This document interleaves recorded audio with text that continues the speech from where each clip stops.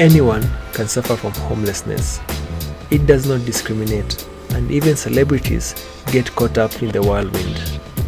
In this second part of our series, we look at some other celebrities who have been homeless, some who managed to bounce back, while others who never bounced back. Before we continue, make sure you click the bell icon to get notified whenever we post new content.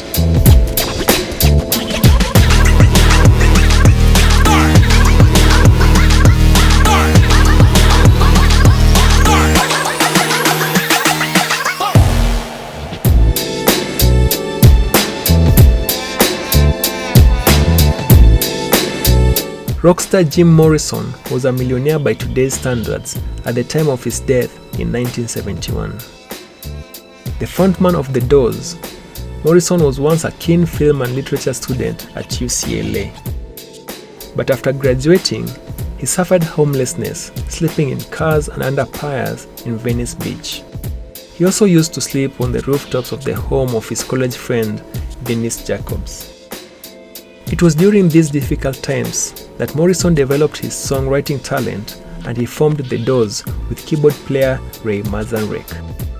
The band took its name from Aldous Huxley's book The Doors of Perception, which in turn was named after a quote from the English romantic poet William Blake. Media mogul Tyler Perry is a multimillionaire who at one point became the highest paid man in entertainment. He is famous for creating and performing as Medina in plays, films, and TV shows. This celebrity is known as a close friend of the rich and famous, including Janet Jackson, Will Smith, and Oprah Winfrey. However, Perry was raised in a severely abused home in New Orleans, and he worked incredibly hard to escape poverty. An aspiring playwright, he moved to Atlanta in 1992 when his first musical, I Know I've Been Changed, reached the stage. At this time, he was living out of his car, and when he fell behind on payments, he ended up on the streets. But the writer persevered, picking up odd jobs and keeping up his writing. He was soon creating sold-out shows, and he set up his famous sitcom, Tyler Perry's House of Pain, in 2006. Sitcom star Drew Carey was raised in Ohio and was a keen marching band member. But after his father died when he was 8 and he experienced turbulent teenage years, Carey attempted suicide. When he was 18, he resolved to visit his older brother in California, but ended up running out of funds on his journey to the state.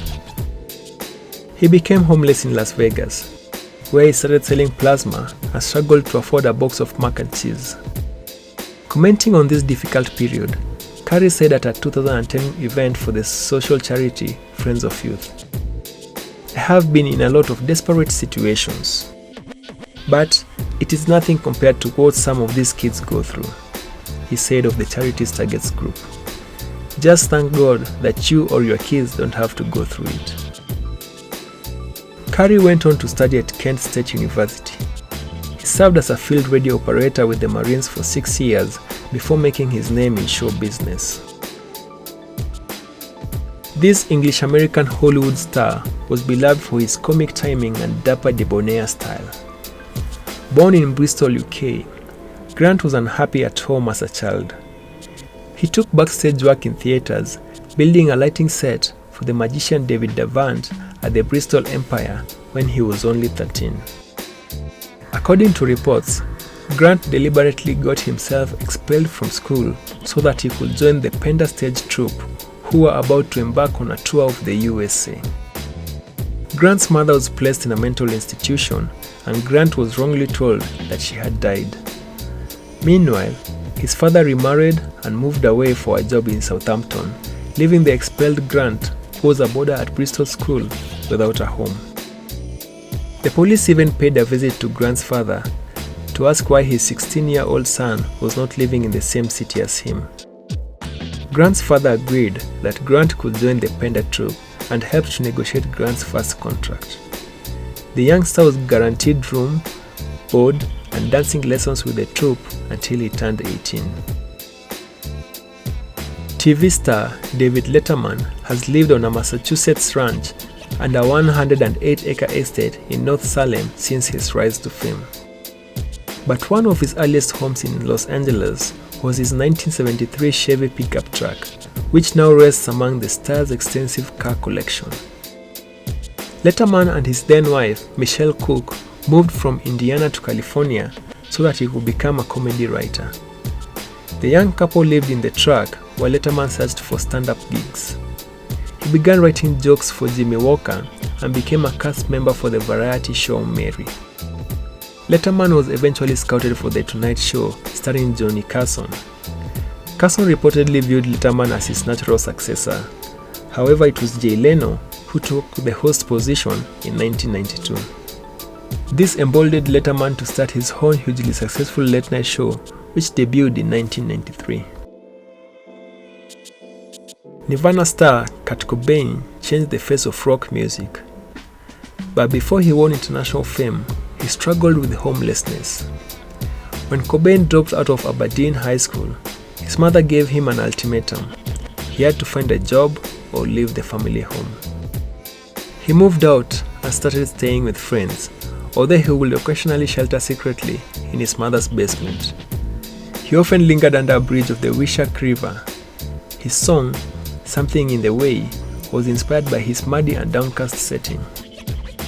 When Cobain secured a job at the Polynesian Resort in Washington in 1986, he was able to start renting a modest apartment. Along with bassist Chris Novoselic, Cobain formed Nirvana just a year later. The band released its first single, a cover of Love Buzz, with the independent label Sub Pop in 1988. Jim Cramer, the former hedge fund manager and often controversial CNBC host of Mad Money, first took an interest in financial markets when he was just 9 years old. After he graduated from Harvard Law, Cramer suffered a break-in at his apartment. All his possessions were stolen, and so he resorted to living out of his car.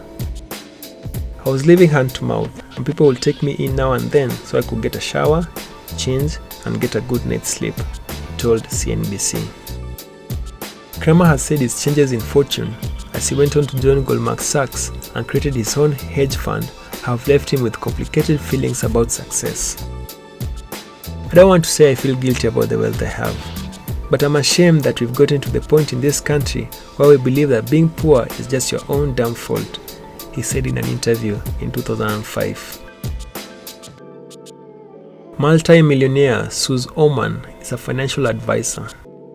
She's won 2 Emmys for her self-titled advice show, and she's also written 10 New York Times best-selling books. Raised in Chicago, Orman was almost penniless when she first moved to Berkeley, California, and she lived out of her van. For 2 months, Orman and her friend lived on the road, clearing trees for a salary of $3.50 an hour. She also worked as a waitress in the city before raising funds to open her own restaurant in 1980. This ambitious young entrepreneur managed to persuade her friends to lend her $52,000 for the project. When her investment plan fell through, Orman trained as an account executive, forming her own financial group in 1987. Best known for playing Dr. Fraser Crane for 2 decades, Kelsey Grammer is a critically acclaimed screen and stage actor. Before he turned 25, Grammer's life was shaped by tragedy, as his father and sister were murdered in separate incidences, and his 2 half-brothers died in a scuba diving accident. But his road to stardom began when he won a scholarship to Juilliard School. In the summer before he began studying, he worked in construction while picking up night shifts at a New York hotel. In between shifts, he slept in Central Park, also he could fund his dream of training as an actor. It was only a few weeks really, but I could sneak behind a certain bush and cover myself with a newspaper. And I was fine, and I showered over in Juilliard. It taught me to be pretty frugal. I am a bit of a spendthrift in my heart, Grammer said. Star of Avatar, Terminator, Salvation, and Clash of the Titans, Sam Worthington won his most famous role of Jake Sully when he was homeless. West in Perth, Australia, the teenage Worthington began a nomadic lifestyle when his father sent him across the country to Cairns, Queensland with $400 and told him to work his way home. Worthington worked as a bricklayer before winning a scholarship for the National Institute of Dramatic Art. He won fame in Australia as the male lead in the TV drama Love My Way, and he even auditioned to play James Bond in Casino Royale. With his heart set on Hollywood, Worthington eventually sold all his possessions and moved to Los Angeles. He was living in his car when he secured the role of Jake Sully in Avatar, and is still famous for his drifting lifestyle, moving frequently for international roles. The white picket fence at home in Australia has never really appealed to me. I'm not very responsible when it comes to mortgages, bills, paperwork. I could have had that years ago and I chose not to.